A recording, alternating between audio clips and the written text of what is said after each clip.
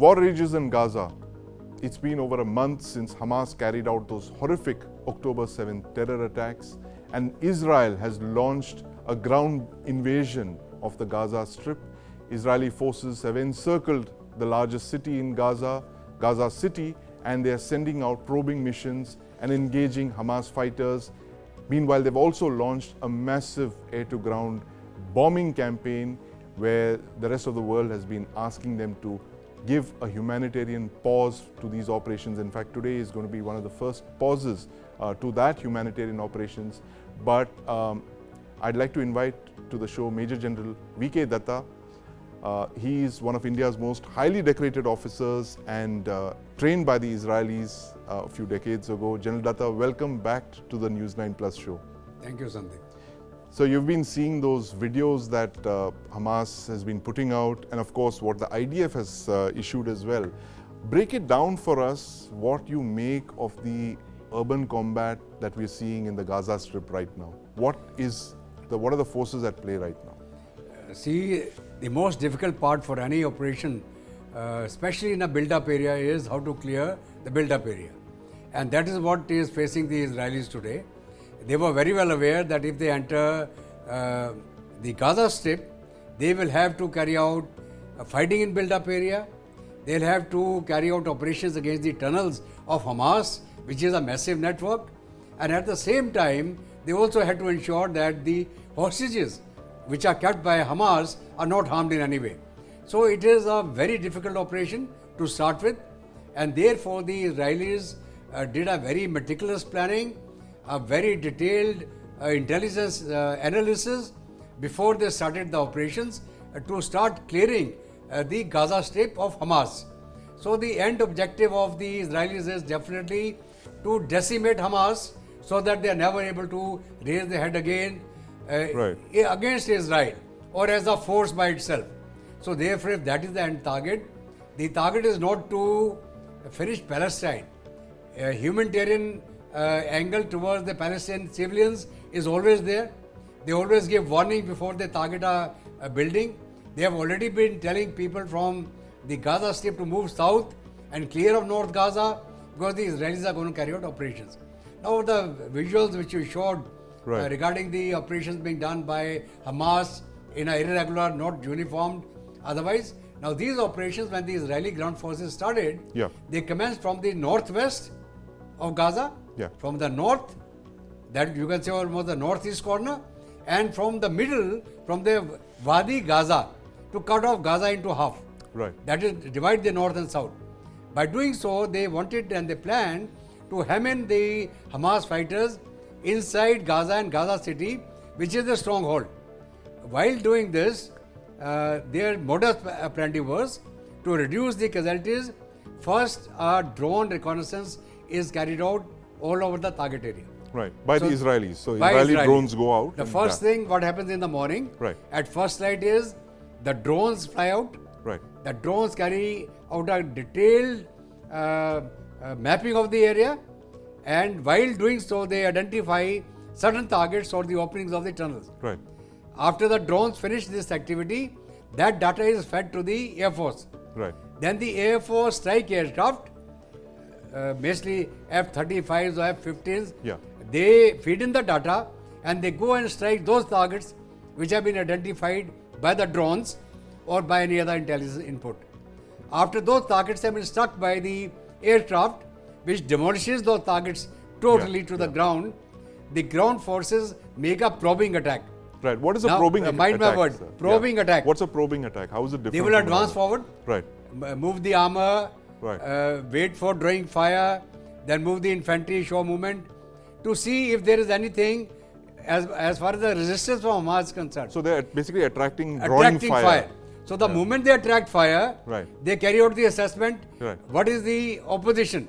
If it is minor, they are able to tackle it on their own by the artillery, by the armor, main tank and fire, or by the infantry which is following.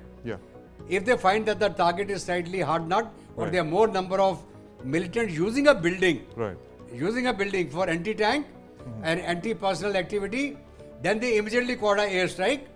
They pull back a bit. They call in an airstrike, demolish that. Right. Demolish After that is particular demolished, target. Yeah. they again advance Right. and do the mopping up. Okay. Clearly, that's called, sweeping up the area. So effectively, you're saying that the Air Force is being used as air artillery, air to Air ground. Force is being used as the main arm. Right. Main arm against Hamas, Right. followed by the armor, and the clearing be done by the infantry or the special forces. Now, Right. another thing I'd like to share with you.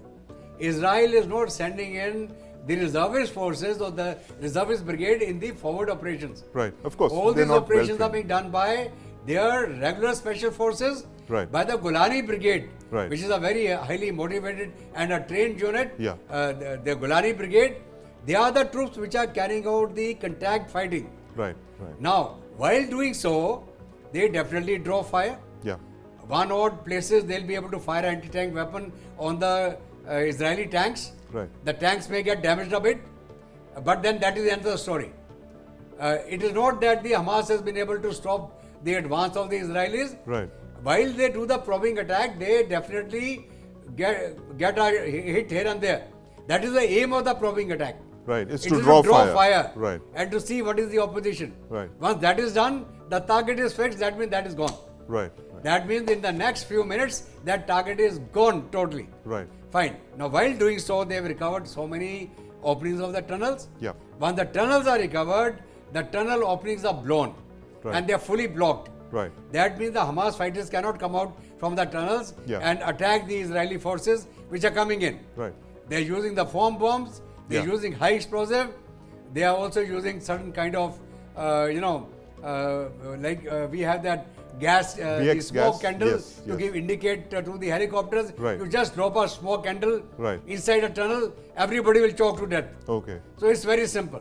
Right. And in certain places, the Israeli forces are pumping in water into the tunnels. Right.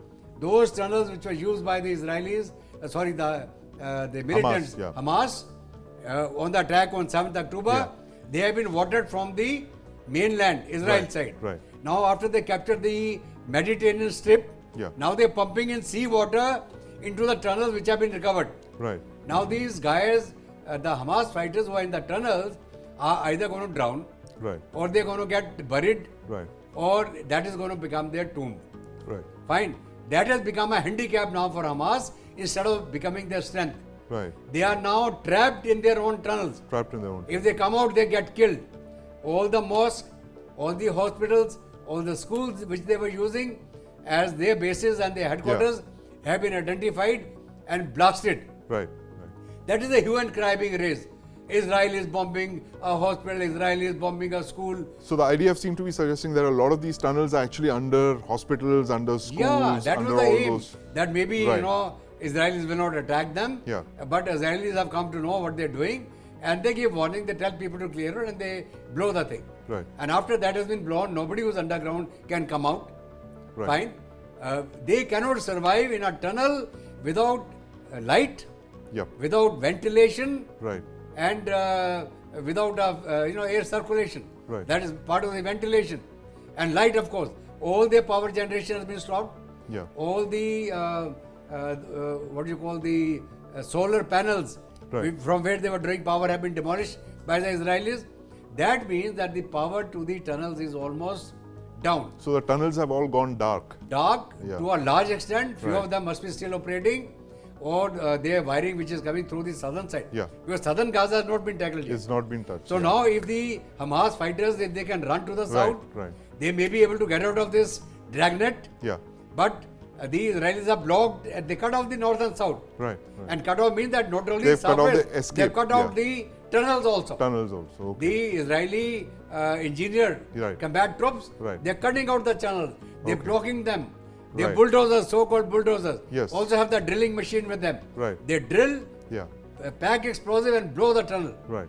So that is what is being done by Israel at the moment. Right. It will take time, Right. but they are making sure that Right. they don't suffer their own casualties. Right. What is anticipated? That is what the Hamas was thinking. Yeah. That when they come, we'll blow them, we'll use the RPG-7s and all that Right. stuff. Right. Israelis are not letting them do it. Right. But we saw a lot of Hamas footage. I mean, you and me saw it. We can't, of course, play this out. But What did it suggest to you that this is the kind of classic guerrilla fighting in built-up areas, in plain clothes, in tracksuits, exactly. Running around with RPGs, exactly. changing positions. Fighting in built-up area or guerrilla war is that right. a man can emerge from somewhere, carry out a bush, run back again, right. go into hiding. So that fits in with the classic model of fighting in built-up areas. Typical urban warfare, right. or whatever you may call it. If you recollect, during what is going on Russia-Ukraine, the Battle of Bakhmut, yes, the Wagners took about 7 months to clear Bakhmut. Yeah, some of the because the same fightings. problem. Built-up area, heavily built-up area. Right. How are you going to clear? It has to go building by building, street by street, right. and then you are able to clear. But that was a Ukraine army fighting. A conventional army fighting another conventional Here, Hamas is no match to the Israelis. Right. They are no match to the Israeli special forces. Right. Fine.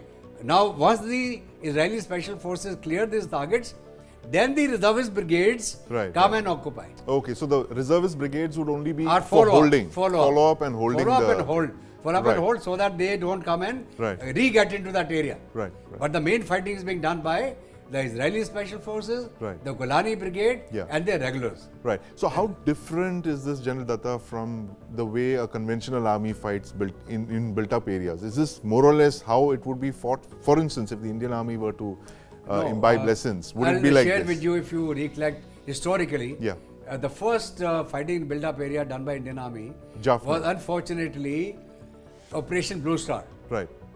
Where they entered the Golden Temple. Right. They had no experience of fighting in built-up area. Yes. And they suffered heavy casualties. Right. I don't know, I'm not fully aware. I think about more than about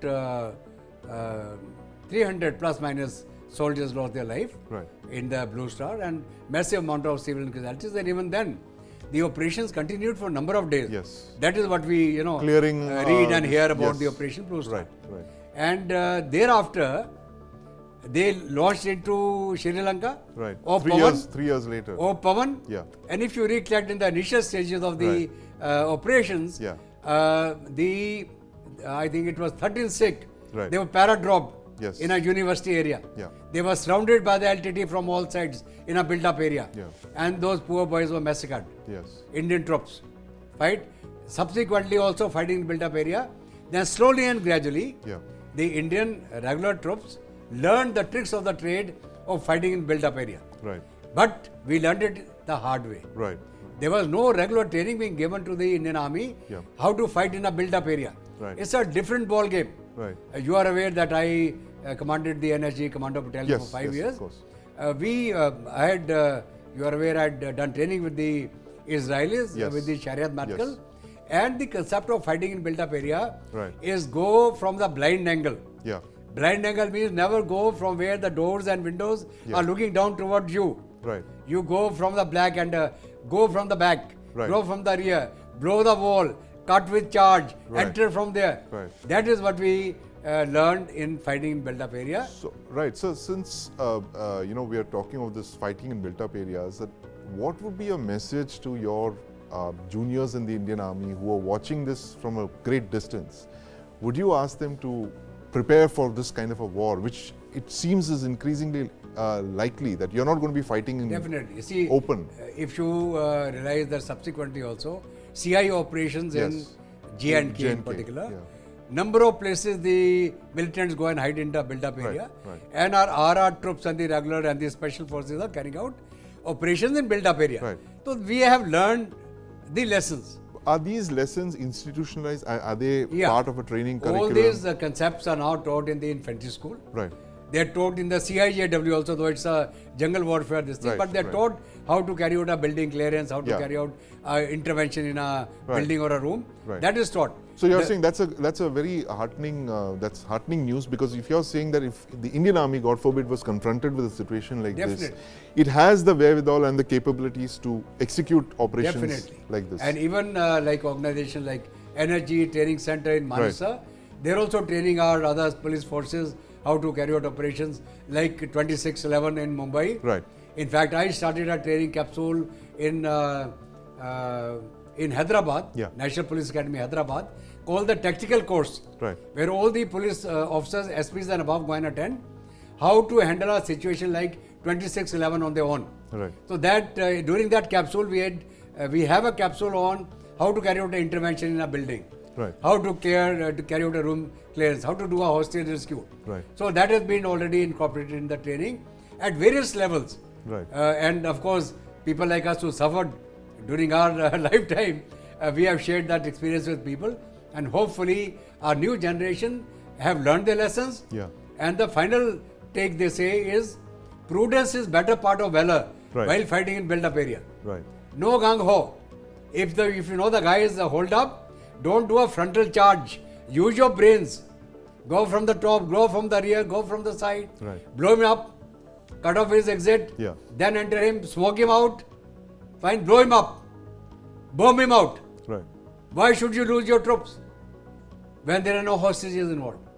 Right. So Israelis today are facing a hostage rescue of 250 odd hostages. It's the largest in and their clearing history. Hamas Yes. at the same time. Right. So it's a tall order. And plus, to add to that, you have the tunnels that you mentioned underground. Tunnel. Hostages in tunnels Almost underground. about 140 main tunnels have been already blown. Right. Now the tunnels, I'll just try to explain to you.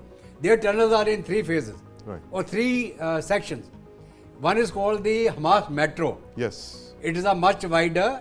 Right. They even have rails running through it Yeah. for a faster movement of goods, equipment and all that. Right. That's called the Gaza Hamas, Metro. The Gaza Metro. Above the Gaza Metro, Yeah. they have communication tunnels, Right. which are narrower, Yeah. in which the troops can move around, Right. go from one place to another. And then they have the tactical exit and the tactical tunnels from where they come out, Right. carry out a strike, Yeah. get back in and go to another target. So these are the tunnels with vertical So there shafts. are 3 floors of the tunnels. Right. The Gaza Metro, Yeah. the communication tunnels and the tactical tunnels. Right. So they are using different kind of explosives, different kind of techniques to tackle all these 3 tunnels. And the Israeli engineer brigades, they are carrying out this demolition activity Right. in a very systematic manner. So combat sappers are really important. That's the big Very important. takeaway in Very important. fighting Even in in the built-up energy, areas. we have Yeah. sappers who accompany all our hit teams Yeah. for blowing off any door, window, or making entry from a blind angle. Right. That is done. In fact, and General Datta, let's not forget Hezbollah, not very far away from Israel. It's on their northern frontier. And in fact, Hezbollah is reported to have acquired Yakhant supersonic cruise missiles, which are of Russian origins. Let's watch this story on the Yakhant. Hezbollah is the world's only non-state actor to have fired an anti-ship cruise missile in combat. In 2006, a Hezbollah cruise missile damaged an Israeli corvette off Lebanon. Hezbollah fired a Chinese 802 missile like this one to hit the Israeli warship. Hezbollah was not known to have had this capability before. Now reports suggest Hezbollah has Yakhant supersonic anti-ship cruise missiles in its inventory. This is a massive jump in its capabilities. Hezbollah leader Hassan Nasrallah recently threatened to target US warships deployed in the Mediterranean. This is a very significant statement because in 2022, just last year, Ukraine sank Russia's flagship Moskva in the Black Sea using shore-based cruise missiles. How did Hezbollah get such a sophisticated missile? We'll explain. Supersonic cruise missiles are extremely rare. Anti-ship cruise missiles usually fly below the speed of sound. This is how the rest of the world deploys them. But Russia invented ramjet-powered missiles flying 3 times the speed of sound, faster than a rifle bullet. These missiles, these ramjet-powered missiles, were meant to attack large targets like US aircraft carriers during the Cold War. Now, Russia's Onyx and Moskit missiles were the first supersonic cruise missiles offered for export in the early 1990s. Russia has jointly produced the Yakhant with India as the BrahMos supersonic missile. This missile has land, sea, air and underwater launched variants, and it's the most numerous cruise missile in India's inventory. Now, because they travel so swiftly, the missile destroys targets with a combination of kinetic energy and explosives. Now, coming back to Hezbollah's Yakhant, in 2011, Syrian President Hafez Assad bought coastal defense versions of the Yakhant from Russia. Now, this missile can strike at warships in the sea 300 kilometers away. Assad is believed to have given Hezbollah these missiles in exchange for assistance during the Syrian civil war. Media reports suggest Hezbollah could have acquired up to 12 Yakhans from Syria. The group has neither confirmed nor denied it has this missile. As before, it wants to keep the world guessing. So Hezbollah there keeping the world guessing about its missile arsenal. General Datta, Israel now faces this 360-degree threat. It's like ringed by non-state actors. I don't think any other country in the world has this kind of a unique problem that literally, in all directions you have non-state actors. How does a country, even as militarily strong as Israel, handle this? See, the thing is that right from the inception of Israel, way back in 1948, they were attacked from all directions. Right. They were attacked by Arabs, regular countries from all directions. Conventional forces. And they were able to ward that off. And over the years, Israel as a nation has learned that their survival lies in their defensibility. To make sure that Israel is not attacked or entered by any hostile force. With that aim in mind, every citizen of Israel is trained as a soldier. They have the reservist force. They are almost about, including the regular and the reservists, about 6.5 lakh troops. Fine, more can come in. And in a crunch, even people from abroad who are there, the Jews who are all over the world, the diaspora, volunteer and go back to Israel. So manpower is no problem. Technology is no problem. Israel has got one of the best cutting-edge technologies. In fact, the latest reports are there, even made a anti-missile system for the tanks, for RPGs and anti-tank missiles. Now, this system will immediately detect and utilize the missile, incoming missile, before that hits the tank. They have developed that now, and they are using it in Gaza now. Fine. So they have the cutting-edge technology. Their Iron Dome, patriotic missile system from US, the third system, they are the ones who are making sure that the 95% of missile launched either by Hamas, Houthi or the Hezbollah are neutralized in the air. Fine. As long as they can maintain that technological edge, they don't have to worry about the missiles. Yes, some of them will get through, but the damage will be much less as compared to what may happen in case there is no protection whatsoever. Now, as far as Hezbollah is concerned, or Hamas in the west is concerned, Hezbollah in the north, and the IRG or the Iranian-supported militants in the Quds Syria. Force, Syria. Fine. Some are in Iraq also. So Israel is fully geared to take these people on. They have been carrying out preemptive strikes. Wherever they think the threat is going to emanate, they strike it before it emanates. But zooming out beyond the immediate conflict, General Datta, while Israel is surrounded by non-state actors, there's been an entire generation of Israelis, or maybe two generations, that have not seen this kind of war and violence and not been exposed to missile attacks and terror attacks of this kind. Going forward, how does this affect the national psyche of a people when you're constantly at war like this? It looks like they've embarked on a long war and it's going to last for several months. How does it affect the psyche, national psyche of Israel? Will it be more aggressive now, you think, or will it be more, defensive in nature? What's your reading? Because you've been there, you've trained in Israel. See, the thing is that no Israeli, as an individual, will like to go to war. Fine? They would like to have peace with their neighbors, provided the neighbors accept them as a nation. And they don't want to wipe them off the face of the earth. Now, as far as the Israelis are concerned, while they didn't have a conventional war after 73 6-day war, but if you remember, with Hezbollah, they had a long drawn fight in 2006. Which lasted for quite some time. It was fighting in built-up area, close quarter battles. Some of these small groups of the militants from here there have been keep attacking, some kibbutz here, some kibbutz there, somebody in the West Bank throwing a Molotov cocktail. But they are isolated incidents. Now you have a concentrated. That means that the Israelis, the kibbutz, they are all armed. They got weapons, they got kibbutz defense force which are there. Unfortunately, if you remember on 7th October, some kibbutz were surprised because somebody has given an input that some surprise order came that all the weapons to be withdrawn from the kibbutz and kept in one safe place. Right.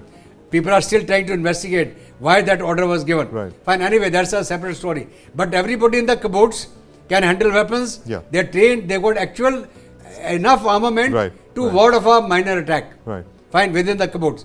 So the Israeli population as such is fully mentally prepared to defend themselves. Right. Fine, physically and mentally they are tuned to that. But they would definitely like peace with the neighbors. Right. Definitely. Yeah. Provided the people, whether they are Arabs or the Palestinians, understand that. Right. Right. Do you want development or you want to continue dying and killing? Right. It has to end somewhere in the civilized world. So, General Datta, you also been part of India's National Disaster Management organization for many years. Judging by the kind of destruction that you're seeing now, how many years will it take to restore Gaza to, a livable city? Yeah. You see, if you can compare this with a earthquake which occurred, let's say, in Bhuj, or say Turkey a few months back, where entire townships are almost demolished. So the type of damage which has occurred in Gaza and North Gaza in particular, you can compare it to something like an earthquake. Now to clear the debris, remove that whatever is there to a place where the reconstruction can start, it will definitely take nothing less than 5 to 10 years. To have North Gaza seeing a semblance of a developed countryside or a developed city, which they were all a developed city. They had malls, they were enjoying life, they had no doubt of anything. All that funds which are coming in to help the Palestinians were being used to make these tunnels. They could have been utilized by them for something better in life.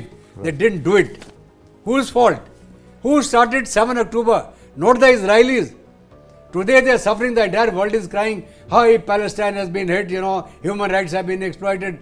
What happened on 7th October? What about that? What about the human rights of those kids, women, old people, children, ladies who have been taken hostage? So it is something you have to think. A person or anybody who does that kind of atrocity has got no right to live on this earth. If they are demolished by Israel, it is very good. They should be fully cleared. No terrorist should survive on this earth. There is something called humanity. People have to be humane. You can't have terrorism. It is a scourge. Right. This has to be stamped down by every nation in the world, by the United Nations, by anybody else. India has been telling the world that terrorism has got no religion. Right. Fine. So And that is it. we have been struggling to get a common definition, arrive at a common definition There's of none. terrorism. UN has not been able to define even the meaning of a terrorist or a terrorism. Right. If you ask me, what is terrorism or terrorist? Right. It is somebody who, by the use of force, intimidates a person, a group, or a government to do or not to do something against his will, is a terrorist. He is using that threat of violence against you, a person, a group, or a government, and asking you to do or not to do something against your will, is a terrorist. Same goes with the mafia. Right. Please give me 2 lakhs Right. or 10 lakhs or 2 crore, otherwise I'll kill you. That's it. General Datta, it's always a pleasure talking to you and listening to your views. I hope to see you soon on the show Pleasure. again. Thank you very much. Thanks for joining us. From Gaza, we return to Delhi. Rain brought some relief to the national capital. The AQI went from hazardous to severe, but the problem of air pollution is unlikely to go away soon. My colleague Nivriti Mohan spoke with Anumita Roy Chaudhary of the Center for Science and Environment. Let's listen in. What had really stunned us this time was that when the 2nd of November, when the smog episode had started, we were stunned by the speed with which the pollution had increased in the region. Within 24 hours, the PM 2.5 levels had increased by 68%. It's really very rapid. And since then, consecutively for 5 days, the levels have continued to remain in the severe and the severe plus category. Now that kind of makes it one of the longest severe category smog episode in the recent past.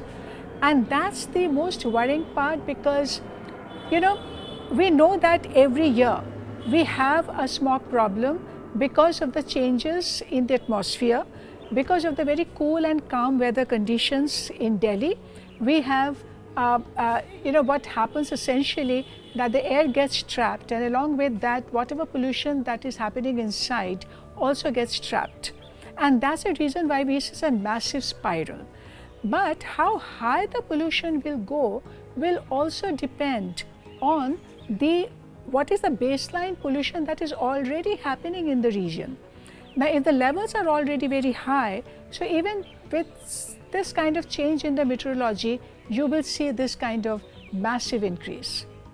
See, at least what the data that we have seen, it shows that after 2020, this is one of the most, this is in fact the longest severe smog episode so far. Okay, and it is kind of has continued to remain like this for now quite some time. So that is really we all know that what is the impact of this kind of smog on public health. This is the time when the doctors are also telling us that how illness and due to air pollution has increased, in fact leading to more hospital admissions. So that's the kind of problem that we are now dealing with at this moment. Meanwhile, Bollywood has recovered its mojo. It's the industry's most successful year in decades, with blockbusters like Gadar and Jawan raking in over 1,000 crore each. The winning trend is for multiverse movies like the Marvel comic universe. And the newest installment from this YRF spyverse, Tiger 3, is out now. Joining me is my colleague Krishna Kumar K from the TV9 Mediaverse. Krishna, welcome to the News9 Plus Show. Great to be here, Sandeep. Krishna, tell me what you're seeing with the industry, this new trend of multiverse movies. Is this the Marvel comic-ification of Bollywood? Well, so to speak, but the good thing is that this time around, it's not just that purely derivative. Right. If you look at the Vikram verse, if I can call it that, the Loki verse. The Loki verse Yeah. Of Lokesh Kanagaraj in the Tamil film industry, that's originally thought of. There's so much original thinking that's gone into it. It's not a universe for the sake of it all. The fact that they were able to weave in certain characters from similar worlds and similar situations was fascinating. Right. And even as you had the Astra verse, which was planned like an avatar of sorts. Yes. It was planned as a 3 movies or 4 movies together. Right. The first installment came out, did okay business, wasn't exactly great, but a lot is expected from part 2 and part 3 with Shah Rukh Khan set to make a special appearance there as well.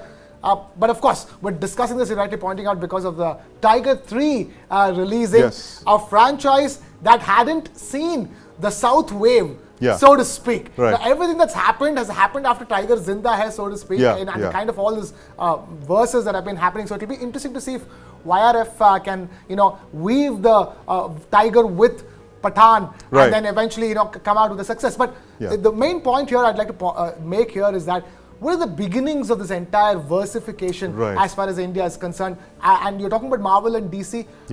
Imagine 10 years ago, where did Marvel and DC stand with Avengers and that universe and and their own universes, and how have those films panned out? So the net, there will be hits, there will be misses, and there will be disasters. Don't ask me which one is going to be a hit, which one is going to be a miss, but I think we should be prepared for a mixed bag. A mixed bag indeed. And do you think there's going to be a Pathan cameo in at the end of Tiger 3, like, returning the favor for the last film? Yeah, I mean, that is the most expected thing possible at this stage. They are doing the spyverse. So that when that happens, obviously, when it happened in Pathan itself, the crowd went berserk in the movie theaters. Of course, they want a repeat of it. Salman Khan needs a hit. He's been not working at the box office. It's the only thing that hasn't worked at the box office in the recent times, as far as nationally is concerned. You've had Shah Rukh Khan come back, his best friend, come back and deliver 2,000 crore rupee movies. In back to back, literally. Back to back in Pathan and Jawan. So yeah, Salman has a lot at stake, YRF has a lot at stake. So I would expect that they will play their best cards. And I would say one of the best cards that they have in their armory is the Pathan card. Right, of course, the Pathan card. And Krishna, let's not forget the Loki-verse. Yeah. I mean, we saw the third installment. Leo was the third installment of the Loki-verse. Yeah, so and it's more to come. More to come, absolutely. Good that you're pointing that out as we're discussing Bollywood, because we invariably, forget regional counterparts, but then that's an entire world of verses altogether. It began with a film called Kaidi, with an actor called Karthi, the Lokesh Kanagaraj's second directorial, which went on to become a hit. And of course, eventually he had to direct a film for Kamal Hassan called Vikram. And he was able to integrate Kaidi into Vikram. In fact, interestingly, a day before the release of Vikram, Lokesh Kanagaraj, the director, had tweeted saying that, before coming to watch Vikram, I request all of you to watch Kaidi and come. So did he actually plan this Loki-verse, as they say, or was it just incidental that it just so happened and it was a force fit into this Loki-verse? Good point you asked. I'm not sure if he planned it right from the beginning. I just think that if you look at his, films that he's made so far. First was a film called Managaram, which takes place in the middle of the night, in one night in Chennai city. All about the dark tones of the city, the dark underbelly of the city. That was the theme of his first film, which had no stars. It was just Lokesh Kanagaraj's first film, no stars, all newcomers, and went on to become a big success in Tamil. That was followed by a film called Kaidi with a big star, fairly big star, not the biggest of all, but a fairly big star called Karthi.